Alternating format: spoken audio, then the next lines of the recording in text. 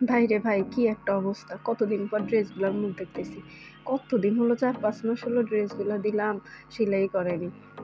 বলেন এইভাবে হলে কি হয়? টেলার্সের দোকানে আজকে এই ড্রেসগুলো আজকে কতটা মাস দিয়ে রাখছি, আজ দিবে কাল দিবে বলে আমাকে ঘুরিয়ে ঘুরিয়ে রাখলো। এটা কি ওনার কাজ হলো কোনো?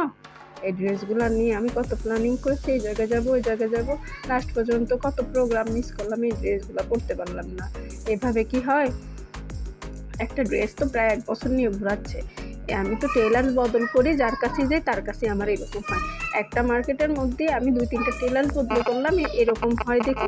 একই কাজ করছে। ওই দেখেন গাইস, আমার ওই যে হাতাগুলো এক টেলার শুকিয়ে রাখছে, এখন আরেকজনের কাছে আনছি, উনি দেখতেছিল। কি একটা অবস্থা! এভাবে হয়? ওই যে একটা ড্রেস 1 বছর, ওটা হচ্ছে ওই যে পার্পল কালারটা নিচে যে ড্রেসটা দেখতেছেন ওইটা। আজ না কাল, কাল না পরশু আমি তো ইতিমধ্যে নিজেই ভুলে গেছিলাম আমার ড্রেসগুলো যে টেলার্সের দোকানে। আমি তো বাসায় খুঁজাখুঁজি করলাম। পরে দোকানদার বলতেছে, আপা আমার কাছে আপনার আমার দোকানে টেলার্সের কাছে আপনার ড্রেসগুলো আপনি কি ভুলে গেছেন? কি একটা অবস্থা! এইভাবে যদি করে এরকম, কত প্রোগ্রাম মিস করলাম, 3-3টা ড্রেস। ওই দেখেন পার্পল কালার ড্রেসটা আমার একটা গায়ের মাপ ছিল, ওই ড্রেসটা দেওয়া হয়েছে ওই কারণে। ওইটাও আজকে কতটা মাস পরতে পারছি না।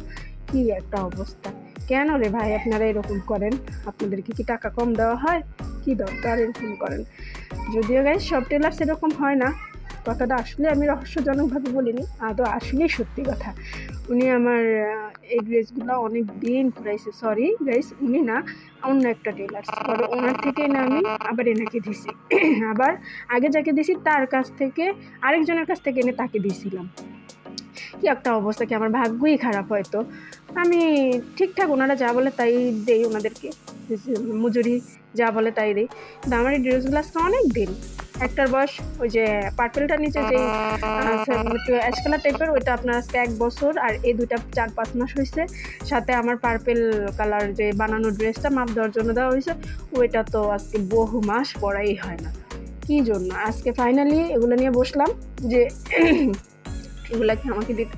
আসলে এটা হচ্ছে যে আমি ড্রেসের মাঝখানে দেখেন গাইস, যে নেটপাল দিলে হলে পিঁপড়া তেলা পোকা কাটে না, তখন দিয়ে রাখছিলাম, সেটা সহকারে টেলার্সের কাছে দিয়েছি, সেইটা সহকারে এখনও টেলার্সের কাছেই আছে। দেখেন আমার ড্রেসগুলো হাতও লাগাইনি। ওই যে আমার যে মেরুন কালার ড্রেসটা, ওইটা মানে একটু হাতা ছুটিয়ে রাখছিল কাটার জন্য। কি একটা অবস্থা! আপনাদের কার কার সাথে এরকম হয়েছে? আশা করি আমি এরকম কারোর সাথে হয়নি। এত মাস টেলার্স ঘোরাবে এটা কখনই না। আপনারা কি মনে করেন আমি ভুলেই গেছি রীতিমধ্যে যে আমার ড্রেসগুলো টেলার্সের কাছে আছে? যখন আমি দোকানে গেলাম, ওই ভাইয়া বললো আপনার ড্রেসগুলো তো এখনও দোকানেই আছে, টেলার্স ওনার দোকান ছেড়েই চলে গেছে। এটা আবার আরেক দোকানের টেলার্সকে ডেকে দোকানদার ভাইয়াটা আমার এগুলো বুঝিয়ে দিচ্ছিল। এখন যদি ফাইনালি ড্রেসগুলো আমার হাতে আসে, কার কার সাথে এরকম হয়েছে গাইস আমাকে অবশ্যই জানাবেন কমেন্টে।